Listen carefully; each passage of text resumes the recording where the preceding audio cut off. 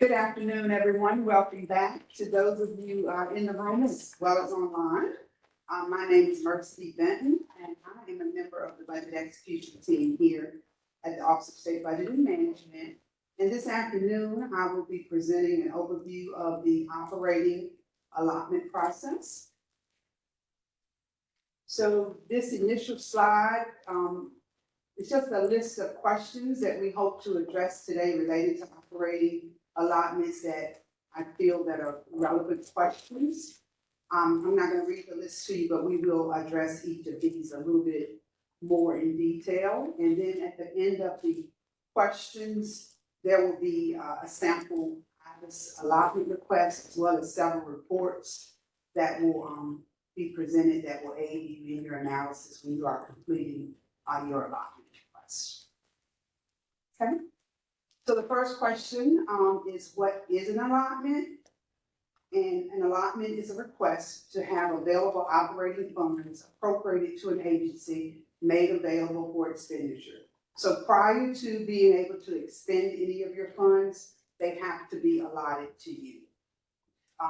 You have to allot your appropriations as well as your receipts. And that's an important point because a lot of times agencies don't allot enough receipts. So you're overexpending that receipt allotment. So we want to make sure that you focus on not only submitting your appropriation requests, but also make sure that you submit your allotment request to cover whatever those receipt supported activities that you estimate you will need to spend funds during that period. Next question, why is an allotment required? So General Statute 143C, which is the State Budget Act, C6-3, it says to receive those operating funds that are appropriated to an agency, they shall submit to the director an allotment in the intervals and in a format prescribed by the director. So the format is the IBIS allotment request form. The intervals, some agencies operate on a monthly allotment basis. Most of them operate on a quarterly allotment basis. So once that request is submitted, your OSB analysts will work on reviewing it. They may follow up with questions. So it'll either be approved or modified. And then those funds are available for your agency to utilize to support your operating costs. So next question, when should an allotment be requested? I think I may have already said this, but I'll just restate it. It said allotment requests are made either on a monthly or quarterly basis. And typically it's going to include your payroll and any operating cost during that fiscal period. So the fiscal period would either be the monthly or the quarterly. And if you get to the end of that period and you need to have additional funds allotted to you, then you would submit an additional request. So just a pictorial here, so your payroll and your operating costs, and then you will be requesting the allotments for those. And you want to ensure that your allotments, include what you will need, estimate your need from appropriations as well as receipts. And if you need to request an additional allotment during that period, you're also able to do that. So how are allotments requested? So they are requested through the IBIS system here in the Office of State Budget and Management. And I think I've stated this probably a couple of times, but I'm trying to, as Bondo said, we want to make sure we drive home that point, that it's for the appropriations as well as the receipts for that period, which would either be the monthly or the quarterly period. And we also like for you to include, a justification or any other attachments that would aid your budget execution analyst in completing the review of that request. Okay. Next question is, what should the requested amount of the allotment be based on? So what we do is encourage agencies to have an annual spending plan based on your total budget, which would include your appropriations and receipts, and make sure you're determining what your business needs are. It could be that there are some quarters that you'll have some expenditures that you may not have in another period. One that comes to mind, if your agency is an agency that actually has some state aid dollars, and a lot of times with those state aid dollars, it may say in that legislation that it has to be paid by a specific period of time. I used to work with the Department of Transportation, and they have, as a part of their budget, state aid to municipalities, and it's called the Power Bill funds, and the statute says that by October 1st, those funds should be paid. So it may be that that first quarter request is a lot larger than some of the other ones to actually take care of those one-time expenses. So you want to make sure that you know what your business needs are when you're developing those allotment requests. Okay, and this just states that your annual spending plan is going to drive what your requests are. Okay, so how does cash on hand impact an allotment request? Prior to the implementation of phase 1 of the North Carolina financial system, which was the replacement of the cash management system under NCAS, every quarter, if you had unspent funds remaining in your general fund budget codes, then those dollars were reverted. So no longer are dollars reverted at the end of the quarter, it's only done at the end of the year. So any funds that you have left over at the end of each quarter, it automatically carries forward to the next quarter. So there is a line on the allotment request that we ask that you include that cash. And if it's zero, then place zero there, but please don't leave that line. And the cash availability report, which is through the NCFS system, or the BD 702, which is an NCAS, can be used to determine what that cash availability is. Just want to let you know that that cash is not included in the formula which calculates the amount of the appropriation. It's still the requirements, the receipts equal your appropriation. But we would like for you to consider that cash availability when analyzing what your new allotment request will need to be.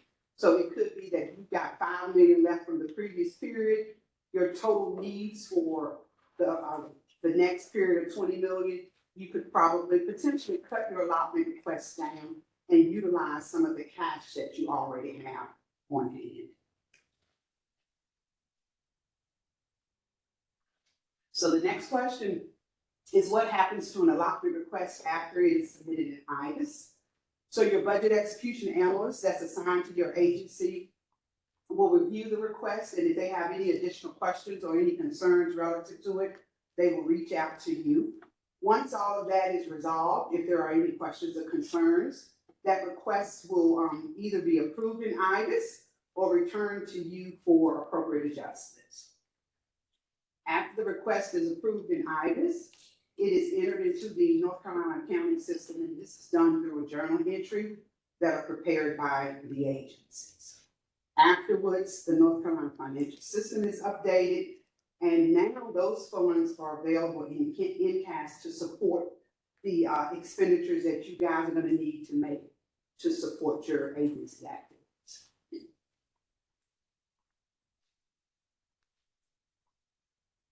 Okay.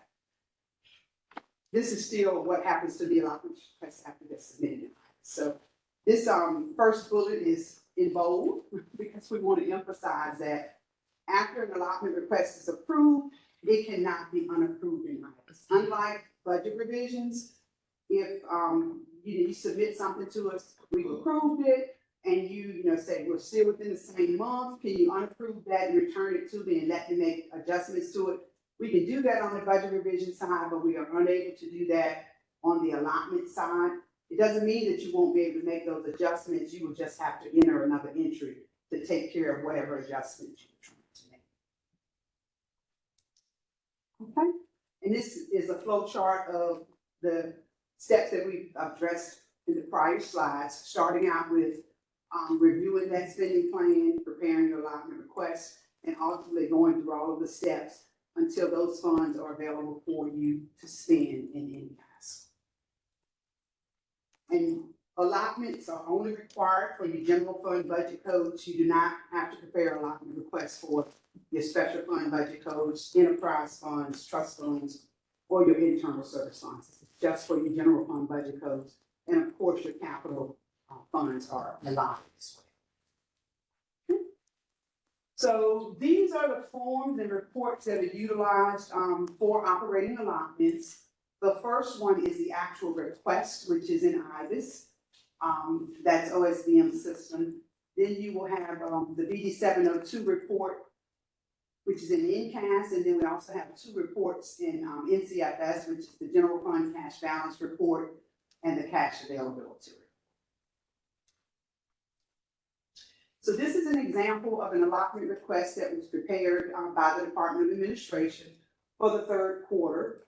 And as we discussed a little bit earlier, the cash balance is reflected on that first line where you see the circle. So this was whatever cash they had remaining at the end of the second quarter that is now available for them to utilize in the third quarter, because those funds, as we said, are no longer reverted at the end of each quarter.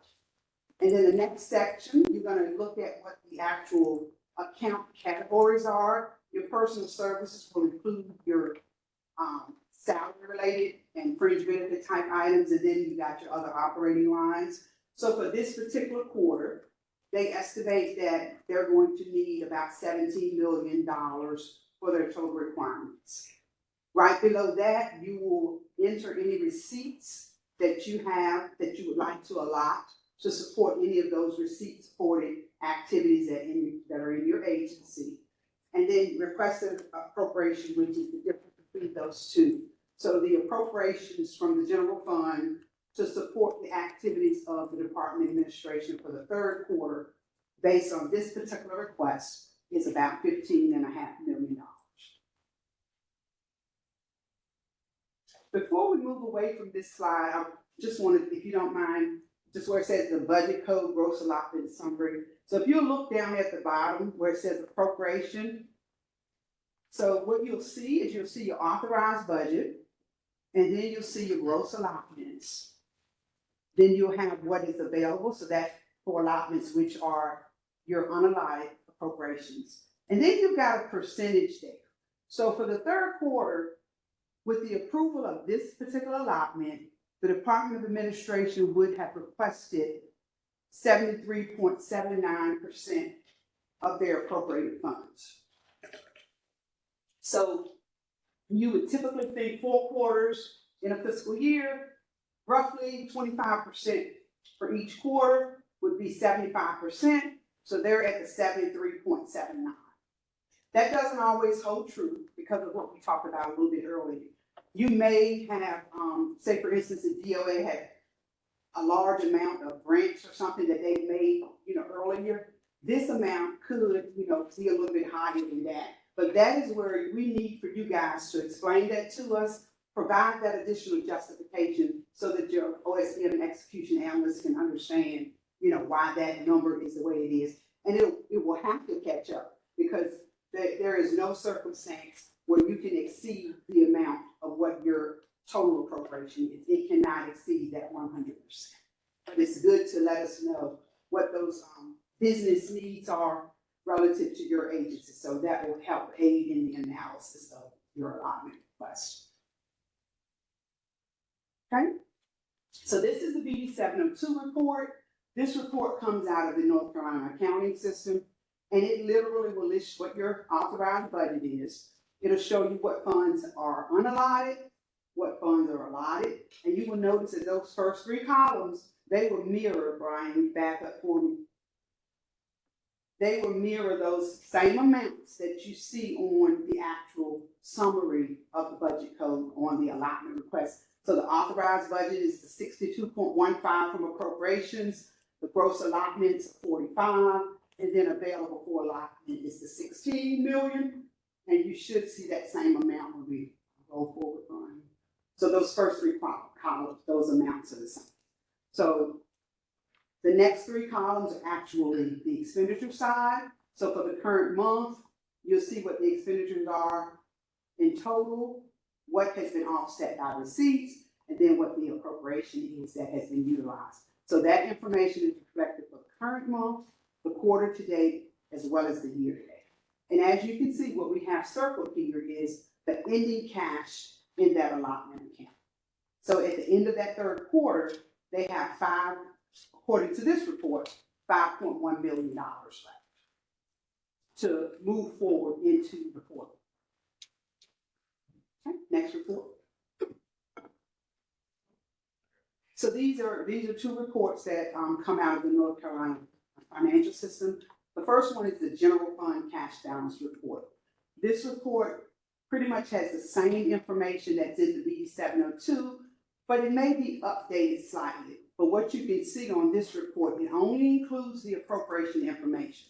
So if you need to look at any of the information related to the receipts, the report that you're going to need to utilize will be the BD 702. So this is just the appropriation piece, but you'll see that you'll recognize that those numbers are familiar to you. The 62, the unallotted of the 16, and then the allotted of the 45. So as you can see on this one, the cash balance is 5.4. The one that the cash balance when we looked at BD 702 was 5.1. Doesn't mean that either of them are incorrect. It's just that the reports are updated at different times. The BD 702 is a nightly update process, and this report is updated just a little bit more frequently. And then the report at the bottom, which is the cash availability report, is actually showing what the cash is at the end of the period. Again, the difference between the cash balance in the general fund cash balance report, which is the one at the top, and then the actual cash availability report. The report at the bottom is actually just incorporating some additional data elements. So it's going to look at whether or not you have any pending transfers in, whether you have any pending transfers out to another agency potentially, and it also includes any pending requisitions that you may have. So that number is reduced by those three data elements. So probably the most current report, if you were trying to determine what cash balance you wanted to reflect on that first line of your allotment request, would probably be the cash availability report. Next slide. Doesn't mean that any of them are wrong. They were just at different, not different periods of time, but it's just that they're updated slightly different. So the BD 702, 5.1, NCFS cash balance report, 5.423, and then the cash availability report, 5.390. If you utilize any of these numbers as that starting point, that's perfectly fine, or somewhere within that range. It doesn't have to be exact, because it could be that you may have submitted your allotment request a week before the new quarter will start. And you may have some additional expenditure activity that you know you've got some check writes out there, and you could potentially reduce those for those to take into account. Don't be alarmed if you see three different cash balance numbers there. It's just that the reports are slightly different data elements, and the timing, of course, on the BD 702 is an open process. So that concludes what I have to present today. I'll be happy to answer any questions if there are any.